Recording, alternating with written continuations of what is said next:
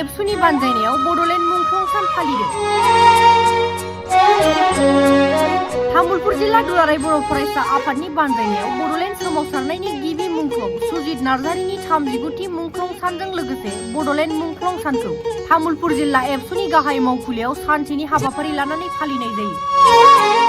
हाबाफारि बायदियै फुंनि समाव दुलाराय बर' फरायसा आफादनि गोथार फिरफिला बिरहोनाय, बड'लेण्ड मुंख्लंफोरनि गोसोखांथियाव आलारि बाथि फोजोंनाय, मुंख्लं सुजित नार्जारिनि सावगारियाव आलारि बाथि फोजोंनाय बायदि हाबाफारि लानाय जायो। तामुलपुर जिल्ला एबसुनि आफादगिरि बासिराम रामसियारिनि सामलायनायजों खुंजानाय बे मुंख्लंफोरनि बिहोमाखौ लानानै गुवारै सावरायनाय हाबाफारिखौ बिटिसि हायुङारि गावखुंथायनि आखान्थि बुंथिगिरि बिजितगोरा नार्जारिया बेसेन गोसा बिबुंथिनि गेजेरजों बेखेवनानै होयो। बेजों लोगोसेनो दिनैनि बे हाबाफारियाव मिरु एबसुनि लोगो आफादगिरि उमेश दैमारियाबो बाहागो लादों।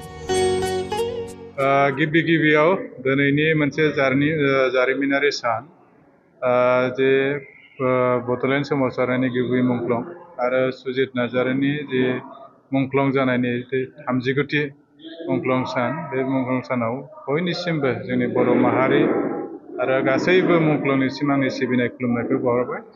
आरो दिनै तामुलपुर जिल्ला दुलाराय बर' फरायसा आफादा बे जे बड'लेण्ड सोमावसारनायनि गिबि मुंख्लं बे गिबि मुंख्लं सुजित नार्जारिनि मुंख्लं सानखौ लानानै दिनै फुंनि फिरफिला बिरहोनायनिफ्राय आरो लोगोसे सुजित नार्जारिनि मुसुखायाव बिबार बावनानै आरो सावरायनाय बे हाबाफारिखौ लानाय जादोंमोन।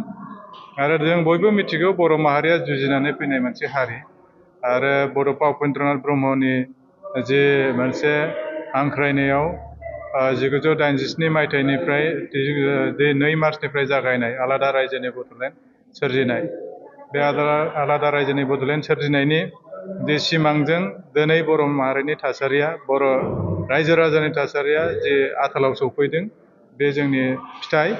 आरो दिनैनि समाव जों बयबो मुंख्लंखौ गोसोखांनांगोन, नाथाय बेखौ जोङो साननानै लानांगोन जे बै समनि जि दाबि, जोंनि गोनांथि आरो बे आन्दलनाव ओंखारनानै 5,000निबो बांसिन मुंख्लं जानायनि गोनांथिया मामोन आरो बेहाय मा जोंनि दाबिफोर दंमोन।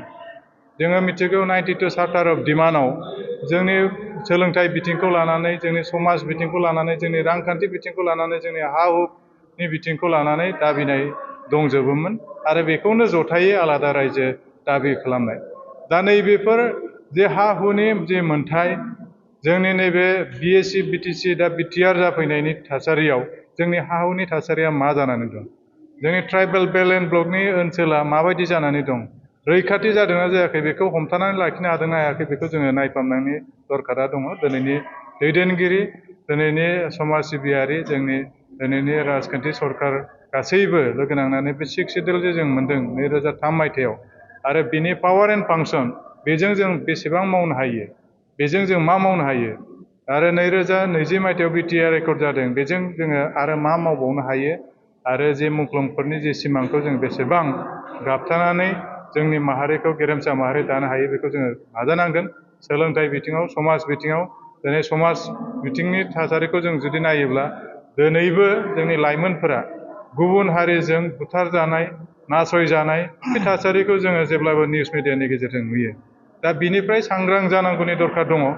जों माने जोंनि लाइमोनफोराबो गावनि लाइफखौ गावल' साननानै लानाङा, जाहाथे आंनि लाइफ आं मिथिगौ, बेबायदि माने मेन्टेलिटिजों थाङोब्ला माब्लाबा सोरजों खैफोदाव गोग्लैगोन, अब्ला बोखांफिननांगौआ गोब्राब जागोन। दा दिनैनि बे साननैनि गेजेराव 2 लाइमोन जिउ खहाखौ जों नुबाय। दा बेनि आन्दोआव बिनि गोरोन्थिया सोरनि, बेखौ बिजिरनांगोन। आरो बिनि थाखायसो मुंख्लं नामा? जोंनि सुजित नार्जारिमोन बायदि, जोंनि गायदे हेलेनामोन बायदियासो बिनि थाखाय जोङो मुंख्लं जादोंमोन नामा? दा दिनैनि सोलोंथाइ बिथिङाव फोरोंगिरिनि जेंनाफ्राय लानानै फरायसालिया थैलांनायनि लामायाव, जाय फरायसालिनि थाखाय, जाय बिजोंनि थाखाय जोङो आन्दलन खालामबाय, बिजोंनि थाखाय अमलाराम शिबराममोन मुंख्लं जालांबाय आरो बे बिजोङा दिनै गोजौ आथालाव मोनफैबाय। दिनै बे बिजोङा दिनै मार्जार जानाय, एमालगामेसन जानाय बे थासारियाव सफैबाय। बिनि थाखायसो मुंख्लंफोर नामागोन। जों बेखौ रिथिंकिं खालामनांगोन, जोङो सानफिननांगोन, बे सोंथिफोरखौ गोसोआव लानानै जों खामानि मावनांगोन। समाज बेबस्थायाव दिनै जौ जुवा ड्राग्सनिफ्राय लानानै, ड्राग्सआ गोबां न'खरखौ खहा खालामबाय, दिनै जोङो BSc BTC मोनबाय, दा BTR मोनफैबाय, सरकार थाबाय होननानै जों जुदि जानला मानला गावखौनो आलाय आथानि खालामनानै लायोबा, गावखौनो अभारद्राय फ्रि माने फ्रिडम अफ स्पिच होननानै ससियेल मिडियायाव नांबां जाबां जायफोर भाषाफोरखौ जों बाहायथावा बेखौ भाषाखौ बाहायोब्ला बे जोंनि माने दिनैनि समाव जे बै समाव 5,000निबो बांसिन मुंख्लं जानायनि दाबिया बेसोमोन नामा मोनसे सोंथिया फैगोन। दा बिनि थाखायनो जों बे समावनो सांग्रां जानांगोन आरो मुंख्लंफोरनि जे सिमां गेरेमसा माहारि दानाय, बे गेरेमसा माहारि दानायाव दुलाराय बर' फरायसा आफादा जेब्लायबो हाबा मावलांगोन। सोलोंथाइ बिथिं, समाज बिथिङाव जों जेब्लायबो सांग्रां खालामनो थाखाय जोङो जेब्लायबो खामानि मावदों।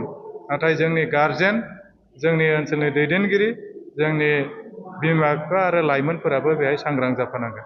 बेखिनिखौ खावलायो।